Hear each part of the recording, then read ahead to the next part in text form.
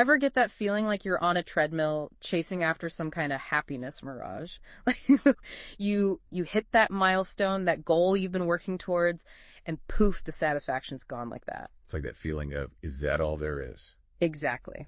So, what gives? Get ready to unpack some ancient wisdom that explains exactly W8Y that happens as we go deep into a Buddhist teaching about dukkha. And it's not some trendy new meditation technique. We're talking about suffering. Suffering. Okay, that sounds a little intense. Yeah, the translation isn't perfect. It's often translated as suffering, but it goes way beyond just the bad stuff. More like this deep down dissatisfaction. Okay, so more nuance than just like stubbing your toe on your coffee table. Exactly. Think of dukkha as this inherent unsatisfactoriness kind of woven into like the fabric of existence itself, Wow, okay, that's a lot to unpack. So where do we even begin? Well, the source material actually breaks it down into 3 types, which can make it a little easier to wrap our heads around. All right, hit me with the first type. The first one is dukkha, which literally translates to like suffering. Suffering. Sounds redundant. I know, right? But it's basically the type of suffering that's like pretty self-explanatory. The obvious stuff, the stuff we typically associate with the word suffering. So like the flu, a bad breakup, losing your job, that kind of thing. Exactly. Physical pain, grief, illness, loss. It's the kind of suffering that makes us go, well, yeah, that's just life, right? Makes sense, the stuff we usually try to avoid at all costs. But I'm guessing this dukkha thing goes a little deeper than just surface level stuff. Where does that whole always wanting more thing fit in? That's where Vyomedimama dukkha comes in the second type of suffering. This was all about change and impermanence. Okay, so how does impermanence equal suffering? Well, remember that feeling we were talking about, that is that all there is feeling? Mm-hmm. This type of dukkha points to how even the good things in life, those happy, feel-good moments, are impermanent. And that awareness, my friend, can be a form of suffering in and of itself. It's like when you finish an amazing book. You're happy you read it, but also kind of bummed it's over. Or like when you reach a goal you've been working towards for so long, suddenly there's this void. It's bittersweet, for sure. Exactly. And that, my friend, brings us to the third, and often the trickiest type of dukkha. Sankhara dukkha. Okay. Try saying that 3 times fast. What does that one mean? The source translates this one as, and get ready for this, suffering due to conditioned states. Essentially, it boils down to the idea that our experiences, all of them, are shaped by factors that are totally beyond our control. Our past experiences, our desires, even our sense of self is constantly in flux. Okay, my mind is officially blown. So it's not just that bad things happen, it's that good things can't be held onto either. And on top of all of that, we're basically wired for this dissatisfaction. That's a lot to process. It is a lot to process. And you know what the source points to as the biggest culprits? Craving and attachment. So we're basically setting ourselves up for disappointment. We crave pleasure, sure, but we also crave a sense of permanence of solidity in a world where that's just not how things work. It's like trying to grasp onto smoke. We're constantly chasing after something that's literally impossible to catch. Sounds a little bleak, to be honest. Might seem that way at first glance, but here's the fascinating part. The source actually presents this understanding of dukkha as the very first step towards liberation from that frustrating cycle of craving and suffering. Okay, now that has my attention. How do we actually APP-lie this understanding of dukkha? How do we move from, yeah, that makes sense, to actually feeling less dissatisfied? That's the $1,000,000 question, isn't it? Give me the actionable takeaways. So how do we bridge that gap from, yeah, dukkha, I get it, to actually experiencing less suffering in our lives? Well, it's not just about understanding dukkha intellectually. It's about shifting our perspective, and that's where the ancient wisdom really comes in. Okay, so less head knowledge, more like a felt sense of things. Exactly. You see, understanding dukkha, those 3 types we talked about, that's just the first step. The source then introduces a path, a way to navigate these often kind of murky waters of existence. Okay, I'm intrigued. Lay it on me. This path is called the Noble Eightfold Path. The Noble Eightfold Path. Okay, that sounds a little intimidating. Yeah. Am I going to have to give up coffee and become a monk to really get this? Not at all. Mm-hmm. Though a good cup of tea can be quite meditative. The Noble Eightfold Path, it's not about deprivation or becoming someone you're not. It's more like a set of guidelines or practices focused on cultivating things like wisdom and ethical conduct and mental discipline, all of which can help us break free from those patterns of craving and attachment we were talking about. So instead of reaching for another cookie when I'm stressed, I should, meditate on the temporary nature of cookies. Mindful eating is definitely part of it. But the path also encompasses things like right speech, being mindful of the words we use, and right action, acting in ways that are kind and compassionate. So being a decent human being is part of the path to liberation. I can get behind that. But how does all of this tie back to that whole hamster wheel of wanting thing we were talking about before? It all comes down to recognizing that lasting happiness, that sense of deep contentment and peace. It doesn't come from chasing those fleeting pleasures or clinging to things staying the same.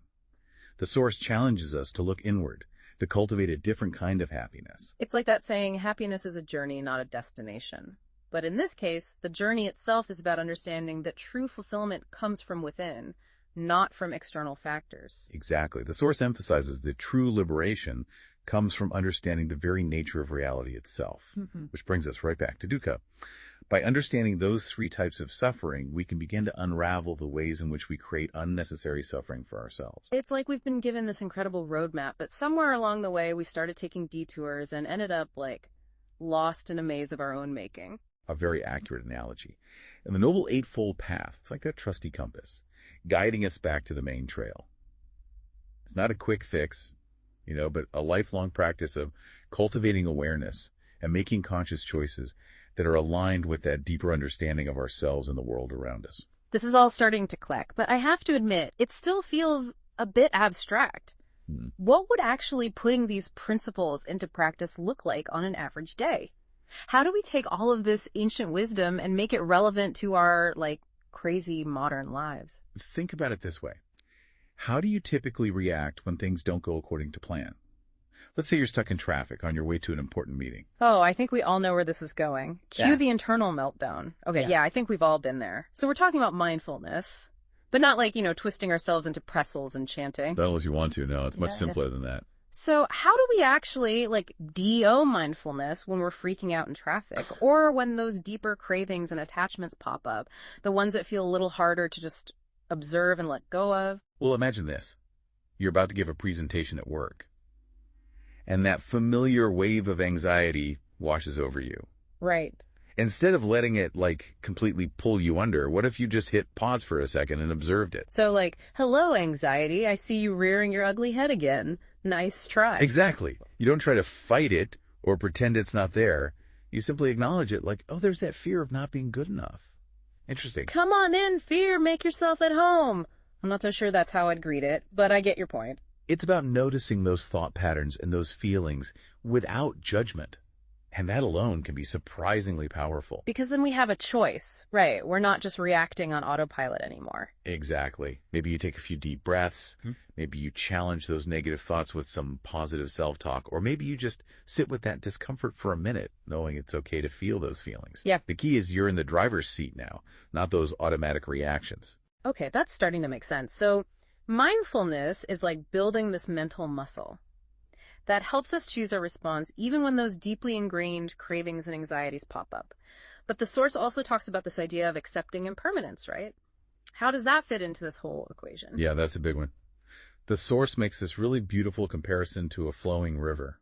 You can admire the beauty of the river, the way it changes with the seasons, without trying to hold on to the water itself. Right, because the second you try to cup your hands around it, it just slips through your fingers.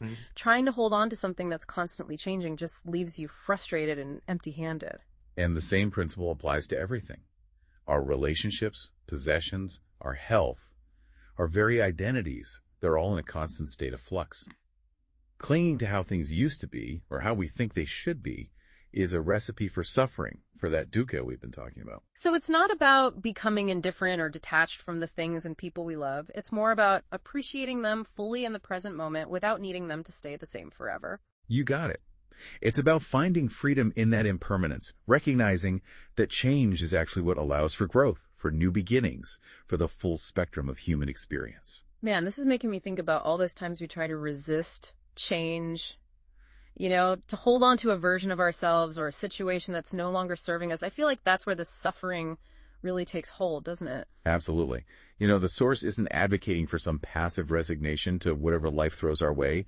It's more about shifting our perspective a bit, recognizing that by letting go of that need to control everything, we can actually find more peace and even joy in the journey itself. Wow, this deep dive has been a serious eye-opener. We've explored the three types of dukkha, the role of craving and attachment, and the surprisingly practical power of mindfulness and Yeah. accepting impermanence. If someone listening is feeling inspired to, I don't know, delve a little deeper into all of this ancient wisdom, what would you recommend? Well, the beauty of these teachings is that they're meant to be lived, experimented with, integrated into our everyday lives. A great next step could be exploring that Noble Eightfold Path we talked about, maybe through guided meditations, or even just taking some time to reflect on how those principles of right speech, right action, and right livelihood resonate for you personally. It's like we've been handed this ancient treasure map, and now it's up to us to set sail and discover what treasures await. And hey, maybe the journey itself is the real treasure, right? Maybe it is the joy, the sorrow, the ever-changing nature of it all. It's about learning to embrace the full spectrum of human experience with a renewed sense of awareness and compassion. This has been an incredible deep dive into the often misunderstood but surprisingly relevant nature of dukkha. I don't know about you, but I'm walking away with this sense of hope, this understanding that maybe, just maybe, true peace comes not from chasing those fleeting pleasures or resisting change, but from embracing the present moment exactly as it is. Yes. And in that embrace, we discover a freedom and joy that's not dependent on our circumstances or, things going a certain way. It's definitely a journey worth taking. It most certainly is. And on that note, we'll leave you to contemplate these ideas and perhaps find your own path to a more peaceful and fulfilling life. Thanks for joining us on this deep dive. Until next time.